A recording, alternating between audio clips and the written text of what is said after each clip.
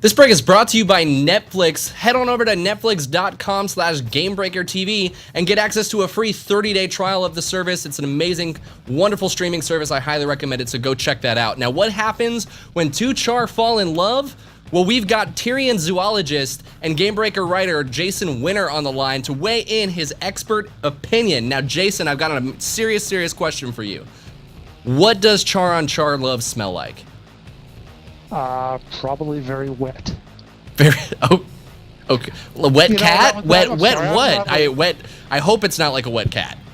That's what I was thinking. Wet cat, very much so. But I just want to make it known that I did not come up with the notion that zoology would be the study of Char, because I think you Char people out there know. I think you're very good people. I think you deserve better than to be thought of as animals, creatures of study. So what's this all? What's going on here? What's this all about?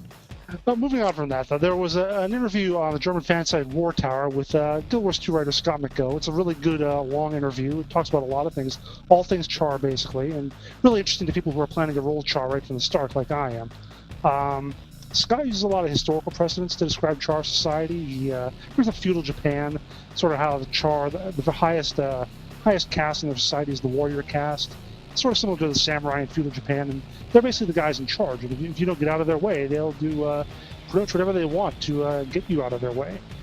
He mentioned Rome when he was talking about sort of the political structure of it a little bit. And I also kind of thought of, not historical necessarily, but I kind of thought of the Klingons with their warrior society, although the Char are a little more devious, a little more willing to do whatever it takes to win. They'll stab you in the back if it means winning. So in that way, they're kind of like the Romulans a little more instead. So it's kind of a mix of both in a way. Right. Now, there are 4 legions of Char within the society with going on in the game, but there are actually only 3 that are playable. Why is that?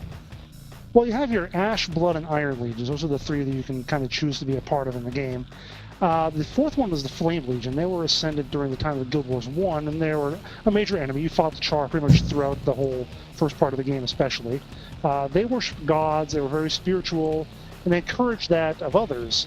And when the other Char rose up to kick them out, the other legions of Char cast out all those gods, so basically, wanted to get rid of that kind of dominating control the Flame Legion had over the rest of them. Flame Legion is still around, but they're not pretty much everyone's enemies.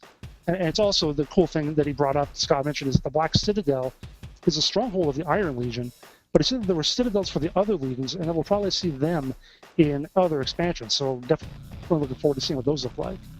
So we kind of joked about this at the beginning, but I have to know, what is it like for two Char to fall in love, especially if they're in different sects? Is it anything like Romeo and Juliet kind of love, where it's forbidden for them to jump from legion to legion?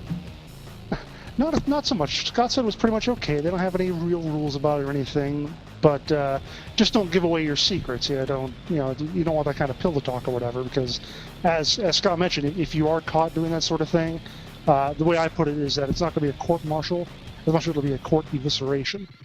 So definitely, you think marriages are dangerous nowadays? Imagine them, like that. Right. The other thing that he mentioned too is that since Char fight and die a lot, there's a pretty good chance that any children will have single parents before too long. So. Jeez, rough way. Is it any worse divorce rate through the Char than it is in the States? He didn't talk about divorce rate, though. I definitely don't want to be on those settlement hearings. All right, well, for more on the interview, be sure to check out the article below, as well as all of your Guild Wars 2 information. You guys can catch Guildcast at its new day and time on Tuesday at 6 p.m.